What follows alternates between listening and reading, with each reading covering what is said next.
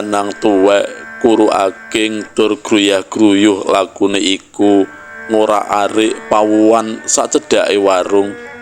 Luru sisa-sisa turahane wong kang memangan ana warung sega ramese Paidi. Saben wong kang ana pasar mesti wis bisa nduga yen wong tuwa iku klebu wong ora waras, saora-orane tunawisma kang ora diopeni dening sanak sedulure. Nanging sapa kang ngira yen wong tuwa iku sejatine tilas wong sugih tur tau dadi lurah ana desa kono. Aku lagi ngerti sabenere lelakon saka critane Paidi ya sing duwe warung iku. Wong tuwa iku arane Pawiro Sudira, tilas priyayi sugih-sugih wong ing desa Banaran kang mlebu laladan Kecamatan Ponjong, Kabupaten Gunung Kidul. Nanging saiki Pawiro Sudira trima dadi edan keplantrang-plantrang. Ujare Paidi kabeh mau merga ngunduh wohing tumindak jaman dhisike kang mursal nyebal saka angger-anggere wong urip lumrah. Merga Pawiro Sudira ngiket perjanjian pesugihan karo Danyang Gunung Butak. Amarga direwangi Danyang pesugihan njalari Pawiro Sudira bisa dadi wong sugih mubra-mubru persasat labur madu. Apa sing digrayang kasembadan kabeh kang jinangka katekan ing sedya. Bojone ayu, anake telu, kabeh diuja dhuwit lan bondo kang ora takeran watese. Mulane watake uga padha kumalungkung, sapa sira sapa ingsun, apa maneh marang tangga teparone sing derajate luwih cendhek ketimbang dheweke. Mbah Pawiro niku tamak lan sragahe kliwat, Mas. Mboten mung sragah nggen urusan bondo donya, nanging urusan wanita lan kuwasa mboten purun ngawon. Ya mbake kepengin langkung kathah lan kathah malih. Rene kepangan ambisi lan obsesine niku pungkasane gesange dados ajur mumur ngantos dados edan, Mas. Ujare Paidi karo ngladekake ayam goreng pesenanku. Lah, lara-larae piye kok nganti bisa kaya mangkono? Takonku sinambi mulu sega. Radi panjang, Mas, carosipun. Persise wiwit piyambake tasih enem nggih kinten-kinten 3 taunan kepengker. Semaure Paidi karo unjal ambekan landung.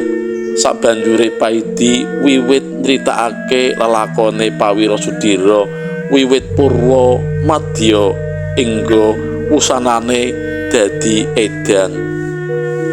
Di taun 70-an Pawiro Sudira iku anake wong desa sing urip kesrakat. Bapak simboke mung buruh tani ing panggonane Pak Arjo Tamin kang kondang dadi juragan lan sugih lemah. Pawiro Sudira sing jeneng asline mung Sudira dadi minder ana ing lingkungan dusun kono. Apa maneh yen dinulu saka ukuran rupa, Sudira iku ora bagus, kepara untune merongos lan lakune rada gejik kawit cilik. Mula asring dienggo bahan lok-lokan kancane sing sak pantaran. Senadyan rupane ora bagus, nanging Sudira duwe pengangen-angen bisa ngrabeni Murni, kembang desa Banaran, ya putri tunggale Pak Arjo Tamin. Tresna pancen ora nyawang rupa, apa maneh bondo donya. Merga ora kuat ngampet hardaning nepsu asmara, Sudira nekat nelakake rasa tresnane marang Murni. Emane tresnane Sudira mung keplok tangan sesisih. Murni nulak mentah-mentah katresnane Sudira iku. Ora mung nulak, Murni uga nguman-uman Sudira entek amek kurang golek ana ngarepe wong sak pasar. Edan ra ngilu kita. Sawangan aku kuwi sapa? Gek kowe kuwi sapa?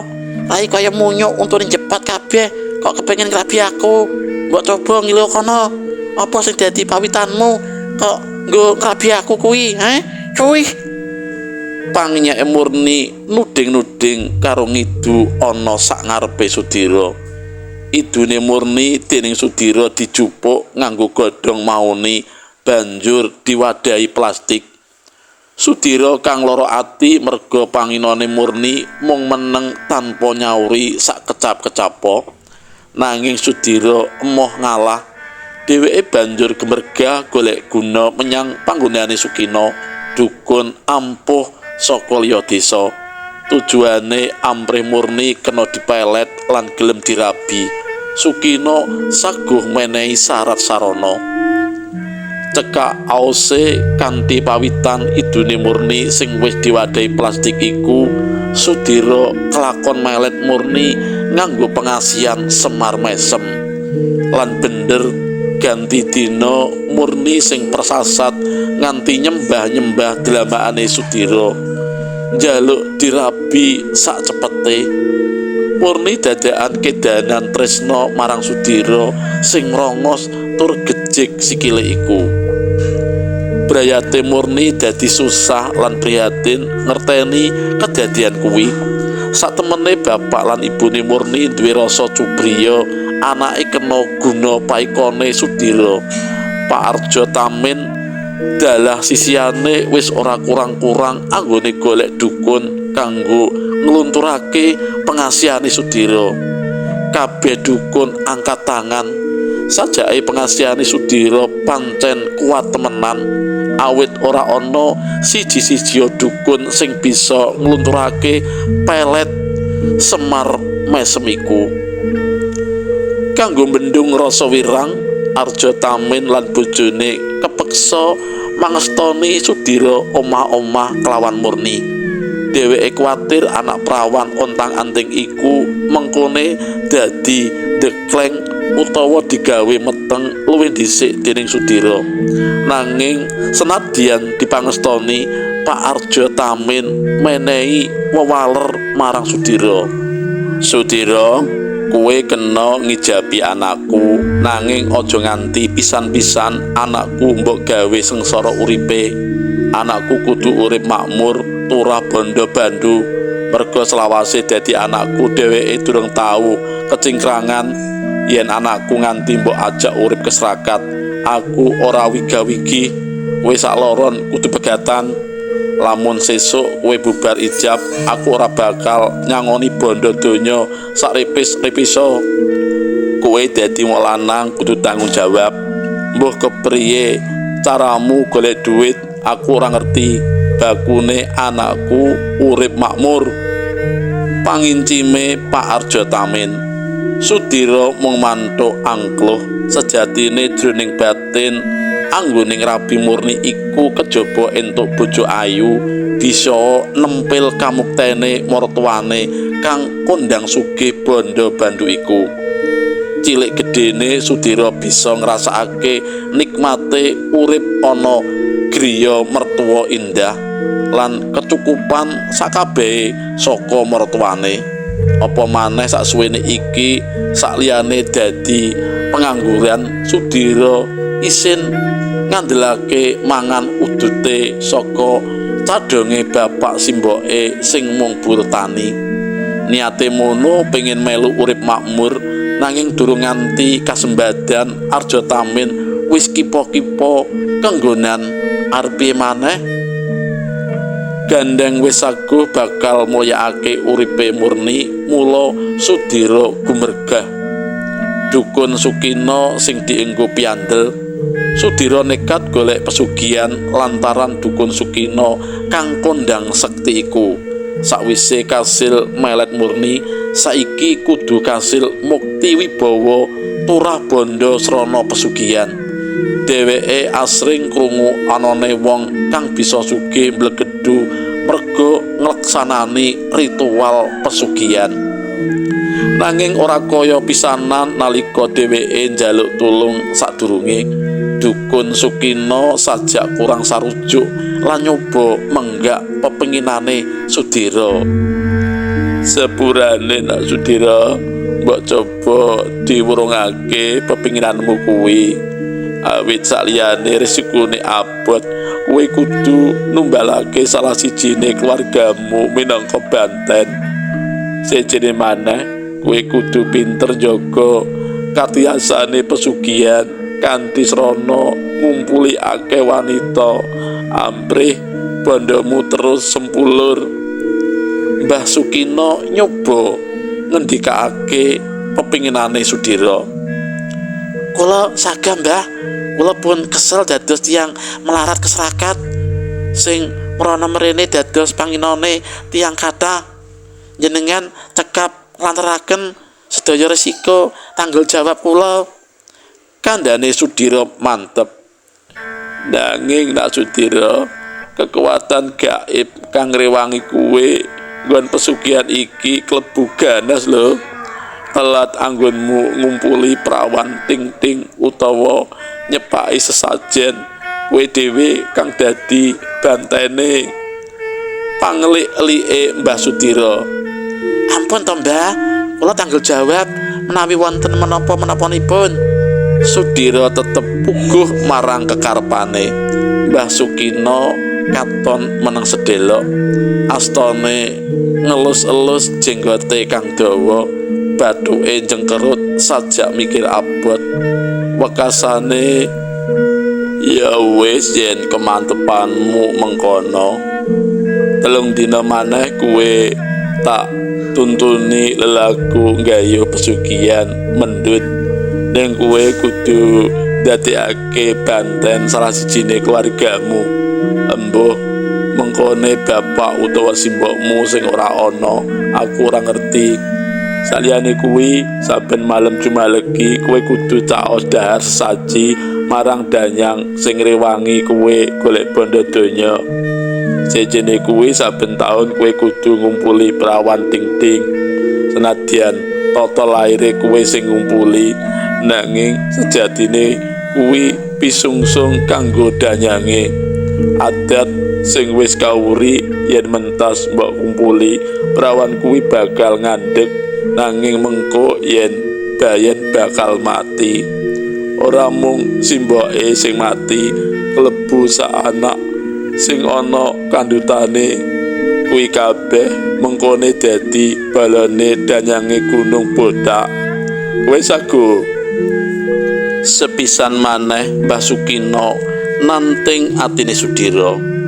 Sudira mung mantuk-mantuk. 3 dina candhake Sudira wiwit nglakoni poso kaya kang wis dituntunake Mbah Sukino.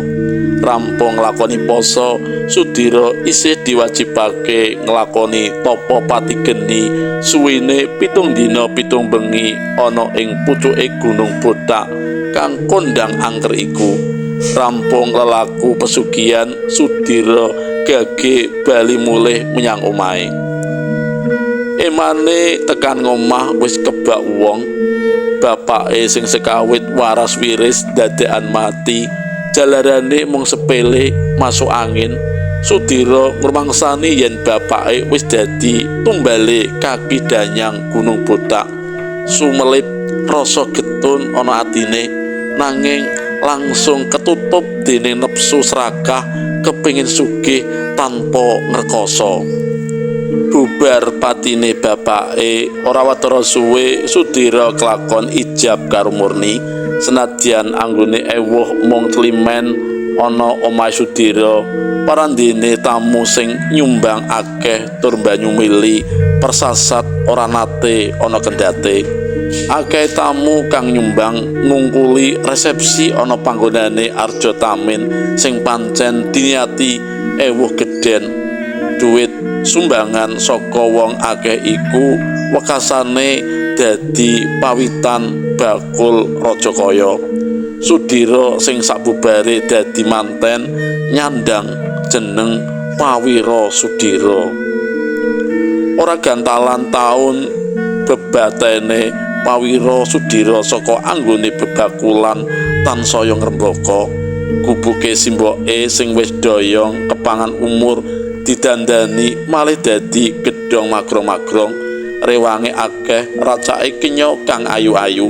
Sudira ora mung trima diladeni murni nanging uga celuthak ngumpuli rewange. Malah ana salah sijine rewange sing nganti mandheg nggarap sari. Pawira Sudira sajak wegah yen dianggep ora tanggung jawab. Kenya sing meteng iku senadyan dibalekake menyang wong tuane lan ora diijabi, nanging tetep diragati kebutuhane kabeh. Kepara nalika kenya iku mati kunduran, Sudira tetep nanggung kabeh ragat sarate nganti tekan 1000 dinane. Bubar iku bandane Pawira Sudira tambah ndredah, sapi lan kebone pating blidrah. Kepara nganti digaduh-gaduhake tenaga lan bau sukune. Mertuane wae nganti kalah sugih. Pak Arjo Tamin uga wis ora nate ngrasani olone mantune, apa maneh bareng murni bisa nglairake putu nganti 3. Bab kesugihane Pawira Sudira sing ora sebaene iku njalari gumune wong sak desa. Akeh sing ngalembana nanging uga ora setitik sing sujana. Awit meh saben taun ana rewange Pawira Sudira sing meteng, emane saben babaran mesti simbok saanake tekaning pati. Akeh sing ndakwa Pawira Sudira ngingu prewangan, nanging ora ana siji-siji pawongan kang bisa mbuktekake. Mula Pandhawa iku mung padha disimpen, pol-pole mung dadi rerasan nalika tangga teparo padha jagong bayi utawa ronda wengi. Wis dadi jamak lumrahe menungsa iku kanggone watak srakah, aluamah lan amarah. Semono uga Pawira Sudira, dheweke babar pisan ora bisa mulat sarira hang rasa wani, ora bisa ngrumangsani yen dheweke iku manungsa kang sarwa-sarwi darbe kekurangan. Bondo wis turah bojo ayu, mula banjur duwe pengangkah kepengin njaga lurah senadyan to ora gablek ijazah sing mumpuni. Mbuh kepriye carane bakune dadakan Pawira Sudira wis duwe ijazah SMA kanggo njaga lurah ana desa Banaran. Kanggo mujudake pepinginane iku mau, sepisan maneh Pawira Sudira nyeraya Mbah Sukina supaya njampangi lan kabeh pepinginane bisa kasembadan. Sejatine tanpa nganggo dukun wae Pawira Sudira mbok menawa wis bisa dadi lurah.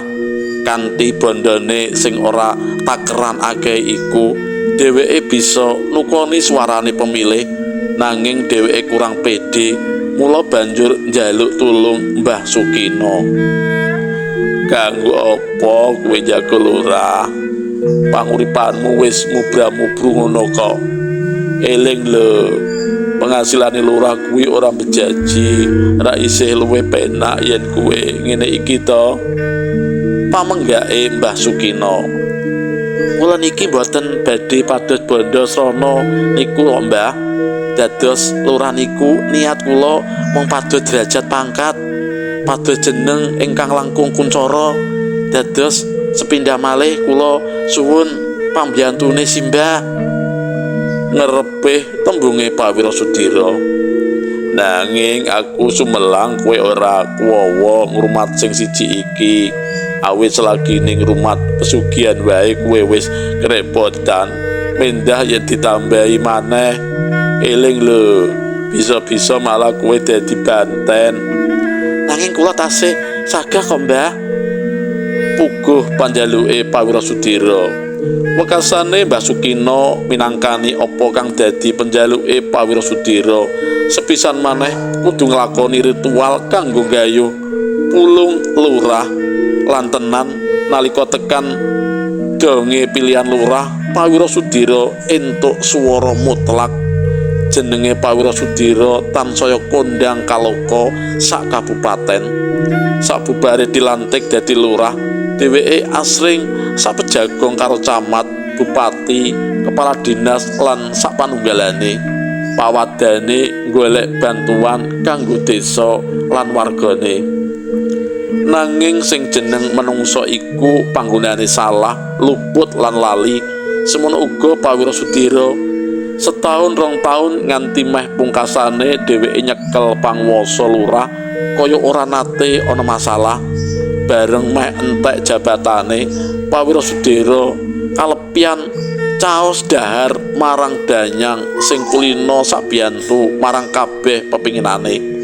Ora mung kuwi, dheweke uga malih dadi deksura adigang adigung adiguna marang sakpadha-padha. Wargane kabeh dadi gething merga lurahe kakehan umuk lan bombongan. Dumadakan Pawiro Sudiro ngalami lara sing ora sakbaine. Jarene sakujur badan krasa panas lan pating clekit kaya disuduki ri kemarung. Dokter ora bisa ngreba dheweke nandhang lara apa. Suarane tangga teparo pating clebung ngrasani larane lurah Pawiro Sudiro merga kesiku danyang pesugihane. Apa maneh bareng kewan-kewane sing diingu utawa digaduhake siji mbaka siji padha mati tanpa sebab.